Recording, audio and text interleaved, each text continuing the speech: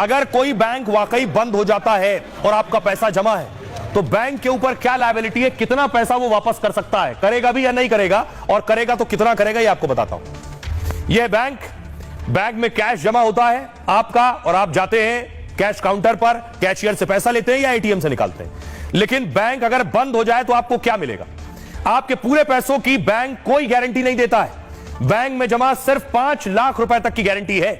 यानी आपके बैंक में 10 लाख 20 लाख जमा है और बैंक बंद होने से अगर ये पैसे डूब गए तो भी आपको सिर्फ 5 लाख रुपए ही मिलेंगे।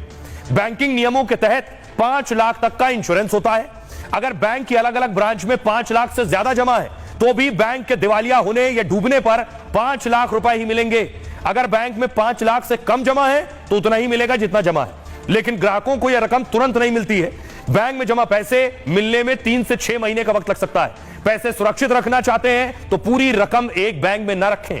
छोटे और लोकल बैंक में ज्यादा रकम रखने से बचें। प्राइवेट और पब्लिक सेक्टर के बड़े बैंक में पैसे रखें।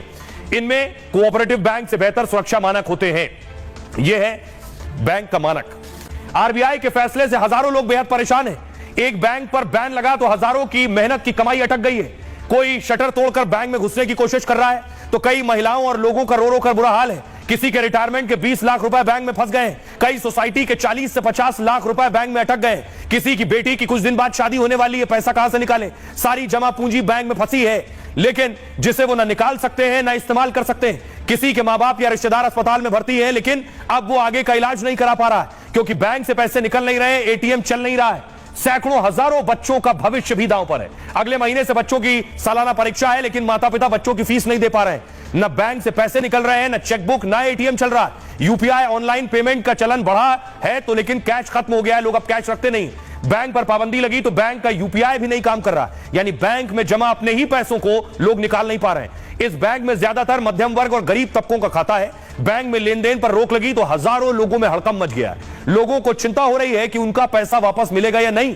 ग्राहकों की परेशानी और नाराजगी देखते हुए पुलिस लगा दी गई है।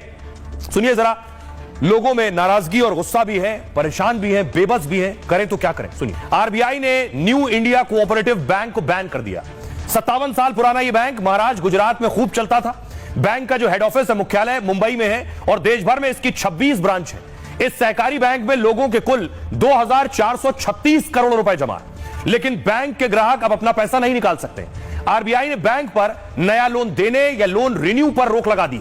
बैंक में किसी तरह का पैसा जमा करने या एफडी पर भी बैन लगा दिया है। न्यू इंडिया कोऑपरेटिव बैंक किसी तरह का निवेश नहीं कर सकता है। अपनी संपत्ति बेचकर पैसे जुटाने का फैसला भी नहीं ले सकता है। बैंक की खराब हालत के चलते आरबीआई ने कड़ा कदम उठाया है। 2023 में इस बैंक को 30 करोड़ 75 लाख रुपए का घाटा हुआ था। 2024 में बैंक को करीब 23 करोड़ का घाटा हुआ। आरबीआई ने कहा कि बैंक पर पाबंदी फिलहाल 6 महीने के लिए है। अगर बैंक की हालत नहीं सुधरती है तो इसे और आगे बढ़ाया जा सकता है।